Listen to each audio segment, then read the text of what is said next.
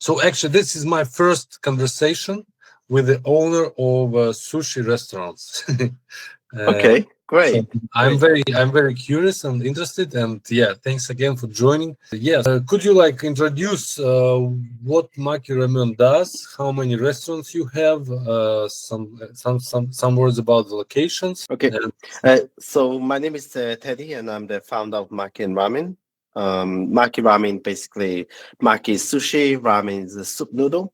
We opened 10 years ago, and right now we have 12 locations plus two franchisee. Edinburgh, Glasgow, Newcastle, Aberdeen, Leicester, Leeds, Manchester, and Birmingham coming soon. Sheffield, London is coming 2026. oh, So it's 26. not even So it's not now. But then yeah, so 12 location in total plus two franchisee. This is where we're at right now. Wow, wonderful, amazing, amazing. How popular is sushi? I don't know how to go. Sushi food or sushi style food, Yes. Japanese food Yeah. in United Kingdom. So I came to United Kingdom 20 years ago. At that time when I lived in Edinburgh, there wasn't any. There was one. And now, like 20 years later, we're looking at like only Edinburgh City, which is quite small. We're looking at about 30 of them. Hmm. Okay. And in general, the Asian cuisine is going uplifts, and then a lot of the older cuisine is going down. For example, Chinese, the Indian fish and chips, Italian. Those are the older one that already existed many years ago. They are the one going down. Yeah, For example, in Germany, you can easily find some Vietnamese or Chinese cuisine. of Uh, course. yeah, Japanese. I would say it's growing. It's growing. Mm, Despite, like, for example, in Serbia or like Eastern Europe, it's more popular. You can mm, find Japanese or sushi food courts like all over. And mm. yeah, yeah, I'm looking forward to the expansion here in Germany as well. Yeah. I actually heard in Germany there's a lot of Japanese girl. There's a lot of Japanese food and Japanese restaurant with Japanese town as well. So there is actually a very big kind of like Japanese fusion over Community. there.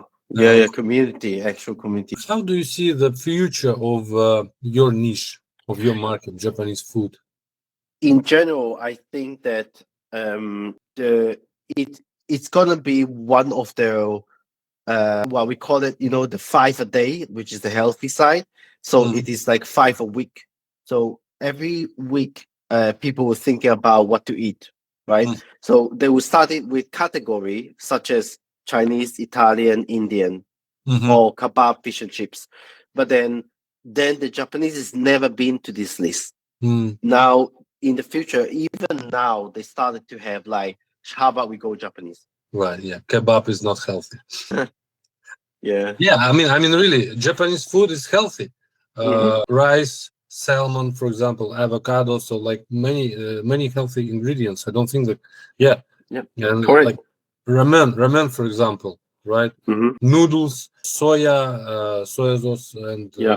healthy soup, and Yeah, those. it's the broth. The Mhm. broth is what makes it healthy. It's the real broth from a real Japanese restaurant as a ramen. They actually put a lot of time into the broth. We cook. We take about 8 hours. Real pork bone, water, boil it for very long time. Let all the collagen, the potassium, all this kind of like good thing coming out off from the bone itself, and then you drink it. So people will used to drink the soup rather than like the normal water, hot water and soy sauce and MSG. Mm, So we do like the actual bone cooking it. So I think that the healthy side of things, that people are now more driven into healthy, people have more conscious of what they're eating. right. Not less processed food, less kind of like unhealthy food, to change it into more nutrition food. I see. Yeah, it makes sense. Okay, can you reveal a secret? How many times do people need to wash rice? to make sushi? So this is actually only 3 times and no more than 3 times, but not less than 3 times. The reason is being is because if you wash it less, it will get dirty, and then the starch of the rice will make the rice more sticky or more starchy. But then if you wash more than that, you take away the starch. Yeah, Okay. yeah. So you don't want it to wash too much because then you take away the starch. Yeah, so I always wondered why, how do they make rice so sticky? So that's the trick. Okay, thank you. Yeah. So you mentioned by the end of this year you will have like 8 new restaurants open, right? Correct. How many of them will be based on franchise model? Right now, we only have 2 franchise opened. There is another, I think, 3 or 4 of them on the path, but it's probably not going to be this year. So none of them will be this year. So 8 this year in total. 2 of them are franchise. 8 are corporate owned. I see, I see. So you like testing right now the franchise, yeah, how they will perform, right? Yes, correct. Okay, so what are your growth plans for the next year? Next year will be London and Ireland. So London is a big. It's like I would take London as a city itself. So it's not country, but inside the country of UK, London is on its own. So there is so many potential in London itself. So London would be enough for us, and London is a lot more expensive than other cities. Sure, sure. Yeah. So meaning that your cash flow, you need to be like focus on them when you put. Maybe you can open 2 restaurants outside London, but inside London you might only open one. Yeah, sure, Yeah. sure. What operational challenges are you facing currently that slowing you down? Good question. Because when you say you're CEO and you're consultant and you help other restaurants, I always try to ask myself this question because then I would find out that if do we have any problem that slow us down, and then well basically find out the blockage and then unblock that. Yeah. In Uh, Yeah, in yeah. general, I don't have any kind of like big challenge or maybe something that I'm not worried about something that is happening in the future that I don't know about the challenge. Okay. So if we break it down into challenges like say cash flow or like basically money, opening restaurant, or like all the sites now is profitable. So we don't have the challenge in terms of sales or net profit. There is one thing that we realized that a lot of the restaurant dropping by number of customer, Mm-hmm. Right. Exactly. and Yes. that's yeah. So that's last year compared to this year, we dropped slowly in terms of number of customer. So there is a couple of reasons. One is the delivery platform is Mm-hmm. getting higher because we're still profitable, but then so number is correct, but when we're looking at the number of customer column is dropping. But number of customer can only count when they enter the restaurant and eat there. That's mean that, but then the delivery is rising up. So there is more and more people are sitting at home and ordering food rather Right. than like coming to the restaurant. It's to do with the after COVID, work from home 4 days a week, and all this kind of like new norm that we are now facing. So that's the things that we realize. Number of customer has dropped. It doesn't affect the financial, however, it is something concerning how long it's going to drop. Mm-hmm. Mhm. Yeah. So, well, actually, that's the I would say a common challenge and problem for the most of restaurants. Correct. But we also realize that some of the cities, some cities, city of Glasgow, for example, when we opened the first one, and then we opened the second one, and then the first one number of customer dropped. Now we opened the third one in the same city, then the number of customer of the first one and second one dropped. But Mhm. but it's spread it in a way Yes. that but we actually gaining a bigger kick, if it makes sense. Yeah, I see. I see. Do you have a mobile app? Your own mobile app? No. No. So like all the people ordering, they like order it through Uber Eats or DoorDash or any Yes. other services. Okay, so Yes. okay. And yesterday I spoke with restaurant chain owner in New York, and Hmm. he said that the biggest struggle for them was that those food delivery services, they they insist that restaurants do not increase the price, so the price should be remain the same as if people visited your restaurant, but Yes. they pay but the restaurants give 25 to 30% commission to delivery Correct. service. And he said that he somehow managed to negotiate this, and they increase the prices for delivery. Hmm. How do you handle that? So we're not increasing the price. The way that I see that is slightly different. The 20 or 30% that they're taking away, it is like if you would need to do it by yourself, you need marketing, you need people are willing to download your apps and order from you, then you need to boost a lot of things in there or to giving discount and so on. And you need your own driver. So your driver, your petrol, your car, your labor costs, everything is in there, and then the customer service after that. So if someone ordered, because they have a pool of customer there that you cannot reach with your marketing, so they not only giving you, they're not only taking you 30% off your restaurant, they giving you a pool of people there and their marketing tools. So you have so many things going on with the platform that they allow you to actually do that transaction. And hiring now in the UK, a minimum wage is very high. So Mhm. like a minimum person will know how to drive because the driver costs more than minimum wage. And Mhm. then so everything is just cost there. Insurance you need to have, all these things, and maintenance and everything like that. So the way I see that is the same kind of like you just pull more customer from there. Now, from customer perspective, how if I'm wearing shorts and I want to sit at home and watching Netflix, I'm not going to go to your restaurant anyway.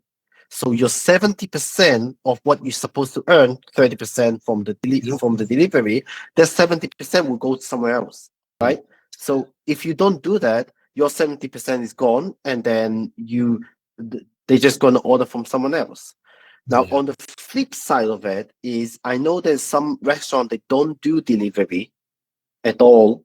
When the customer decide to go out once a week, once a month to eat in a restaurant, they will more likely to choose those restaurants that they are cannot order from the delivery.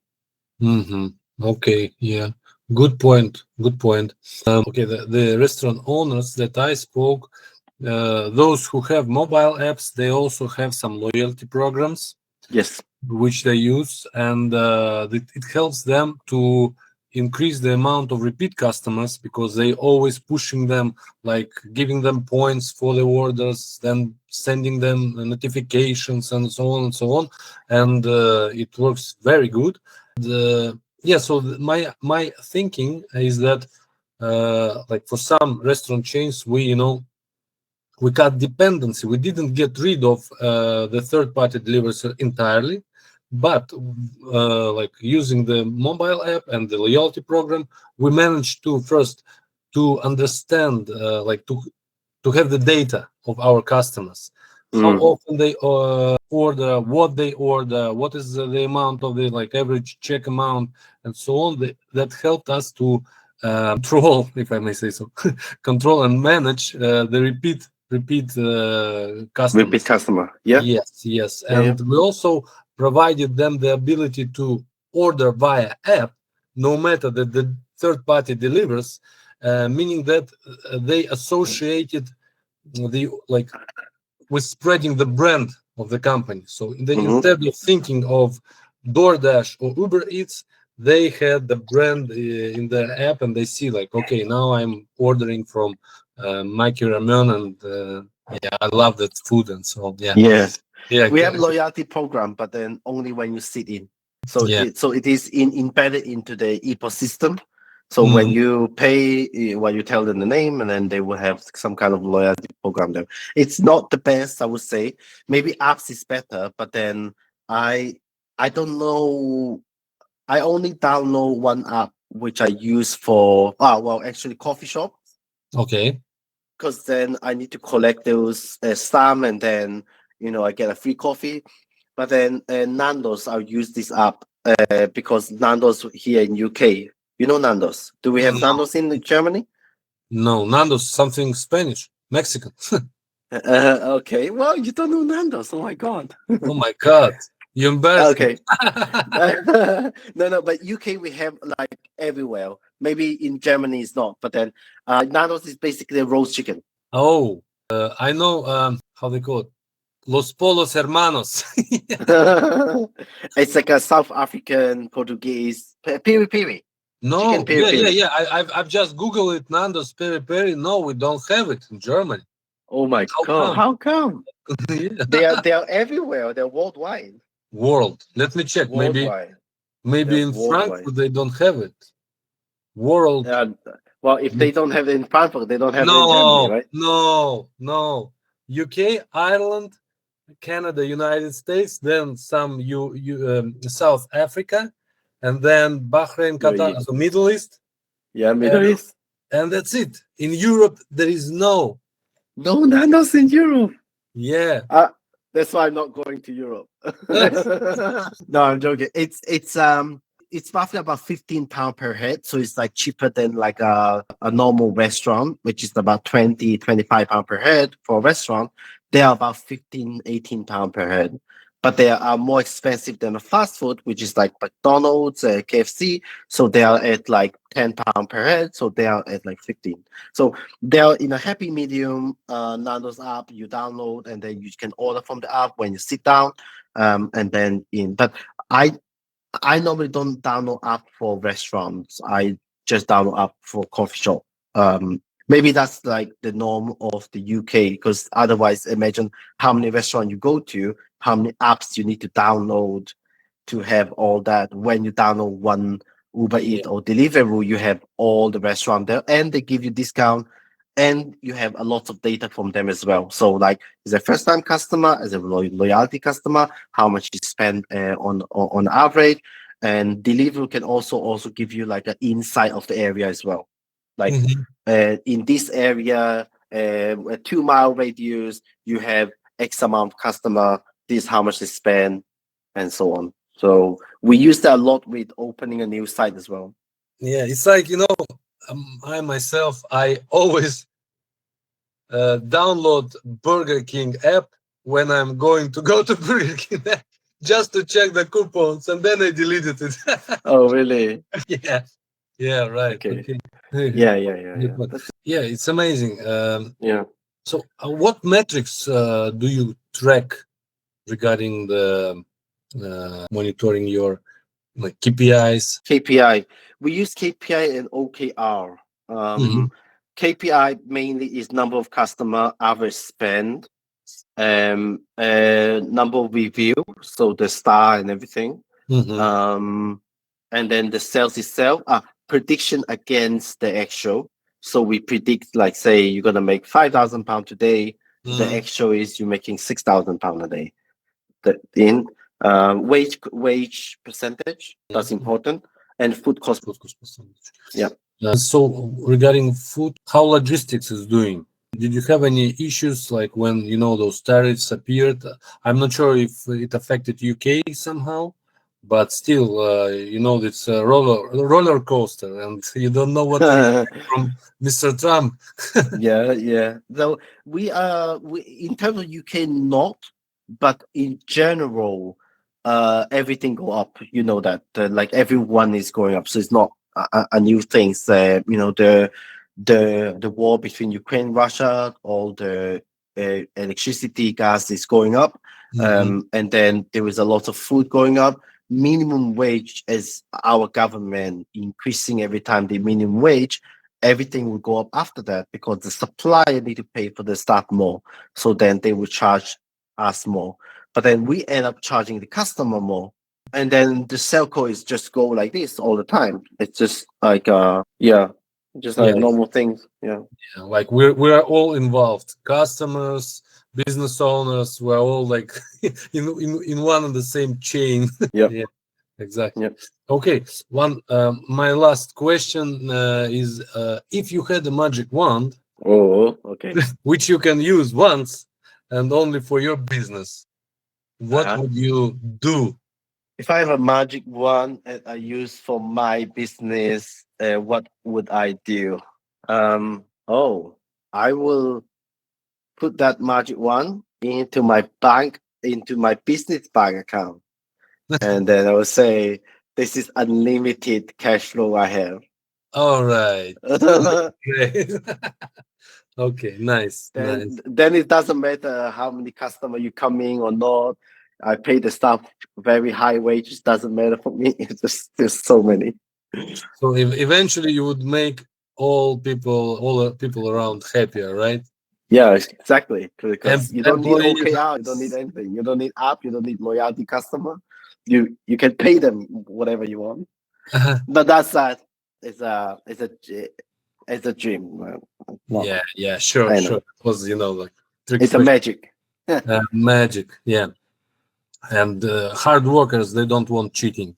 And well, actually, I thought that you would put this magic wand in your bank account, and then you will lock your restaurants and will go, enjoy your vacation. Unlimited money. I don't like vacation is good for a short period of time, Yeah. but like you need some kind of order, right? You need to wake up like in the morning in a certain time, you do certain things, and then you finish, and then you enjoy that time. But if you have vacation forever, it's like what you know. Yeah, yeah. You would open a new restaurant at the ocean side somewhere. Yeah, And you are tired of your vacation. yeah, Yeah. yeah. Wow, Yeah, amazing. but what do you do? Like, well, you probably know that some people are like losing number of customers on your region when you're dealing with customer and everything. What do you do to like gain more customer?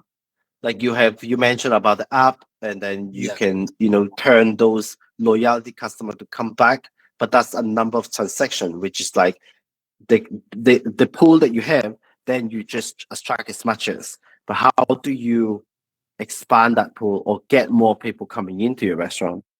That's a great question, and I was just about, to propose you to have another call with our CEO, who, like, we have such clients as McDonald's, for example, on board, different restaurant chains from different parts of the world, and we could discuss this in more detail because we have some strategies in mind that we can, like it's not a 30-minute call. Like I would set up a 1 hour call for, like, say, next Wednesday, same time, if you have time, and we could discuss potential strategies, how we can increase your customer check and increase the overall amount of customers, and also think about what we can do with those third parties. Oh, What POS system do you use? there's a name called Cobus. Cobas. Okay. Yeah, Yeah. but they Yeah. have everything from customer loyalty, Mm, stock inventory, so okay. livestock inventory, and then the normal POS system, staff rota, and everything. Yeah, So that's great. That's great that these POS systems, they provide like this amount of functionality that you can use only one solution to mm. control all your, like. So you guys are more like a consultancy or coaching, or No, we're not. We are technical company which build technical solutions, software solutions for the customers, and we like, our approach is not like software development company or else. It's more like consulting technology business, I would say. So we like talk to the owners closely. We dive deeper into the operations, into the business, into the, as I said, challenges, right?